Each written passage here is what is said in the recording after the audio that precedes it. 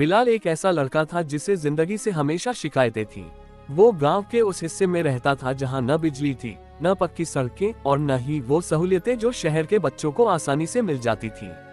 उसके पास नए कपड़े नहीं थे, स्कूल की किताबें अधूरी थीं और जूते तो इतने पुराने हो चुके थे कि हर कदम पर लगता था कि अब टूट जाएंगे। लेकिन उसकी सबसे बड़ी नाराजगी उसकी माँ से थी, एक अंधी औरत जो हर रोज उसे सिर्फ हौसला देती थी, कहती थी, बेटा मेहनत कर, तू एक दिन बड़ा आदमी बनेगा। लेकिन बिलाल को लगता था कि माँ की अंधी आंखें उसकी जिंदगी में अंधेरा फैला रही हैं।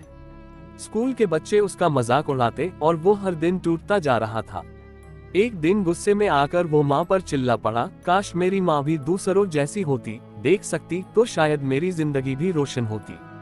माँ चुप रही, बस मुस्कुराई और उसके बैग में एक चिट्ठी रख दी। अगले दिन जब बिलाल स्कूल से लौटा तो घर में सन्नाटा था। माँ की सांसें थम चुकी थीं। उसने कांपते हाथों से वो चिट्ठी निकाली जो माँ ने रखी थी।